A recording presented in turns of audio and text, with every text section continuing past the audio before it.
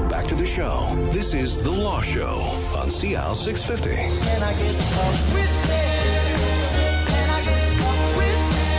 And welcome back to The Law Show. I'm Zach Spencer, and we have the two partners from MurphyBattista in downtown Vancouver, Joe Murphy QC and Joe Battista QC. Was it a requirement that the other partner needed to be called Joe?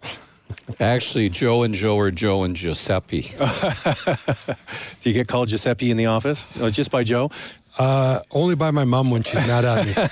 That's good. All right. Now, you deal obviously a lot with personal injury with ICBC. There are insurer in British Columbia, and you have to have insurance to drive on the roads. With ICBC, you can have coverage above that with other insurer, but they're the baseline for us. Now, there's a rate hike being proposed of almost 5%, 4.9%. This doesn't seem like a good idea heading into an election year that people's going to have to pay more. What are your thoughts on insurance hikes generally, knowing what you know from your side of the business? Zach, ICBC was established in 1974.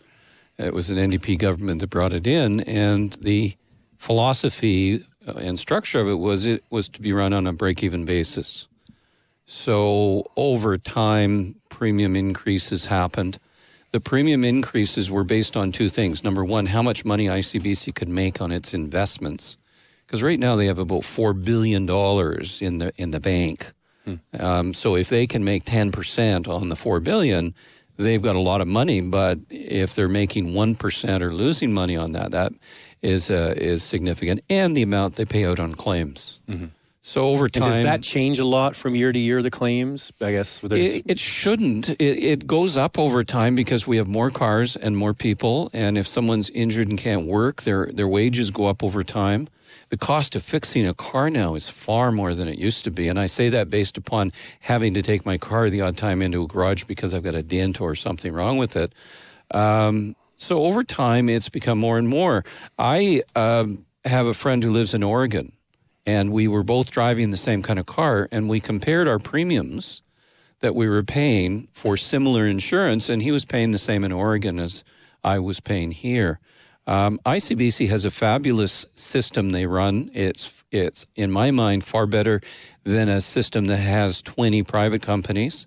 There's a lot of benefits that people in BC get from ICBC being one entity, and they run a really good program.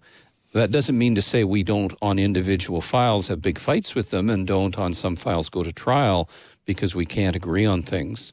But it's a very good system, and it's provided an excellent product at what is an affordable price, but the reality is you get the coverage you pay for. Because you see in the United States those ads on TV, name your price for your insurance. Well, basically what you're doing is you say, I have $500 to insure my car for the year. Well, you're cutting back on coverage, right? Exactly. You get what you pay for, and the difference is the private companies need to make a profit like anybody else, whereas ICBC is designed to run on a break-even basis. Now, they don't, though. They do have years where they take money out of ICBC and put it into general coffers. What's happened, Zach, over the last many years is ICBC has made payments to the provincial government into their general revenue fund of a lot of money because ICBC didn't need it. So there's been years, I think the highest year was over $400 million, where that money was paid to the government. Now, it's paid to the government, and everybody gets the benefit of that because the government spends it. But you have to keep in mind that this is money that was intended to be for auto premiums. So when the government comes along and says we need to raise premiums, and that's historically happened over the course of ICBC's life, that's fine. But to understand the reason behind it, you have to sort of take a big picture look. And there has been money that's gone from ICBC to the government that's totaled, I think, maybe $1 billion in the last 10 years. Yeah, maybe, and or I know in the past that I have received refund checks also from ICBC. I remember there was I think it was the NDP at the time, they had a certain amount of money, and they refunded money to people with insurance. So they can go both ways. I've seen both. That was a political move because you can refund someone by giving them a credit on their next year's insurance, and you're not spending all the money on the mailing the checks out. Sure, yeah. That was just before an election, as I remember. Yeah. But yeah, ICBC runs a great program, and the rate increases happen, but it's in part because the government's taken money out, in part because cars cost so much more to fix, and in part because claims are bigger now. People's income loss is greater.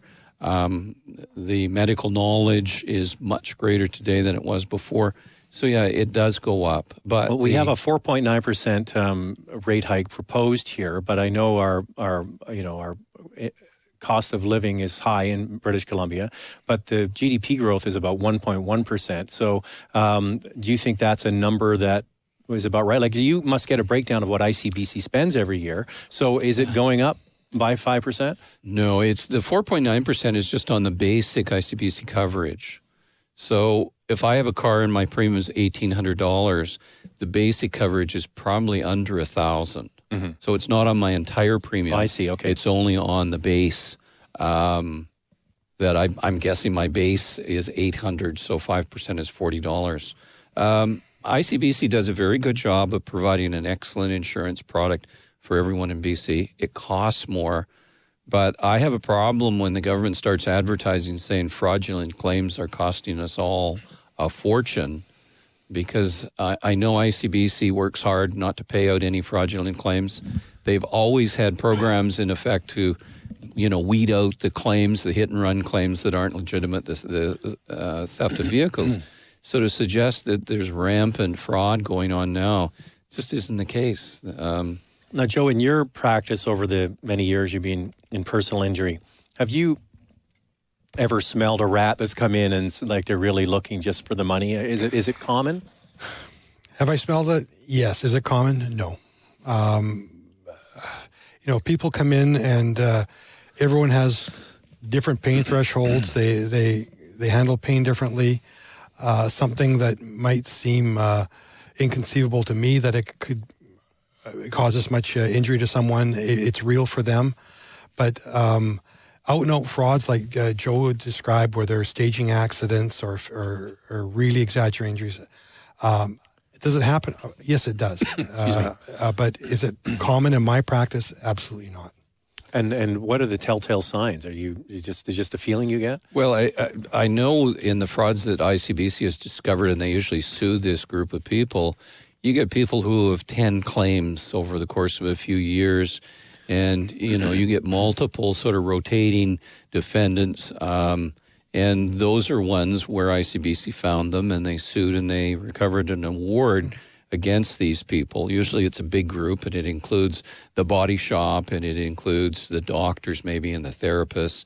It includes the drivers. They almost take turns rear-ending one another. We haven't heard about that scheme for quite a few years now. Well, I know. ICBC it catches it. They monitor it and they catch it. Their system is designed to pick up the stuff that doesn't look right. So when they have ads on, and they have recently about there's fraudulent claims, and they make it seem like it's rampant, what's your answer to that? Like, how are the check and balances in place to catch it now? They work quite effectively. There is fraud. There's fraud on both sides. Adjusters will get a consent from someone to get a medical report from the doctor. They'll get the medical report. They'll meet with the person and say, well, based on Dr. Smith's report, I'm going to offer you $3,000. And the person will say, well, can I see the report? The adjuster will say, no, I'm not. You can't see it. Well, that's not true. Mm-hmm. That's not true. But the system works well. ICBC, has a variety of programs. The hit and run program, you have to go through the police almost, and when you phone it in, you get the recording saying this is a criminal offense. The theft claims they're very careful about. They have their own investigators. They hire a lot of professional investigators. And with these cases, they look very carefully before they're going to pay money out. And so they should. Because it's your premium dollars and mine and everybody else's that go to pay the claims. Mm-hmm. We pay insurance premiums so that claims get paid fairly, but not the phony ones. I know insurance in other provinces that's private is much more expensive than it is in British Columbia, especially for young drivers. You know, new drivers getting out on the road, 18, 20, 22 years old, getting insurance for a car can be $5,000, $6,000, say in Ontario, or here it could be $3,000, and then it diminishes as they get more experience. Yeah. Zach, I think you have to compare apples to apples here. It's not just the premium. It's what is your premium dollar buying. And like Joe said, ICBC offers a very good product.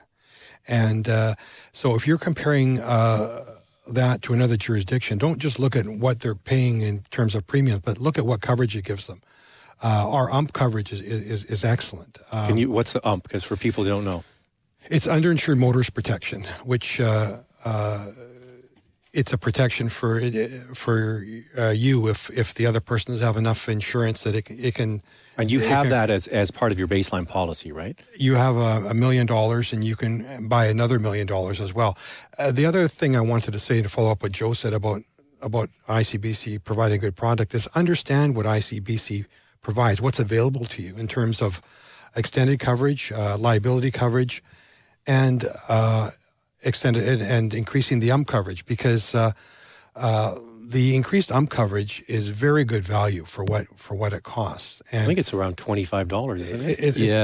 About $2 a month, and it covers you and your family. Yeah, and now I think the agents are getting more in tune to recommending it if you don't have it. But if your agent doesn't recommend it to you, ask him or her about it, because it's very good value. And Joe, sorry to interrupt, Joe, because the other Joe, Murphy, was mentioning on a previous show that this covers you out of province, too. Say, for example, you're in the United States, and many of us travel there for holidays, and we talked about underinsured people in the U.S. This will cover you in your trip to Vegas for the weekend. Yeah, which is so important, because oftentimes the U.S. motorist has got little or no insurance. They think a $300,000 policy is a big policy, whereas in BC, the average liability coverage is about $1,400,000. So if you drive in the States, you definitely need that. So you have $1 million already. Coverage. So you get the extra for about $25 for an extended year. Extended million. Yeah. That's good advice. All right, we're going to take a break, and when we come back, we're going to pick up on what we talked about on a previous show, which is living wills, next on CL 650. There's more of the show still ahead. This is The Law Show on CL 650.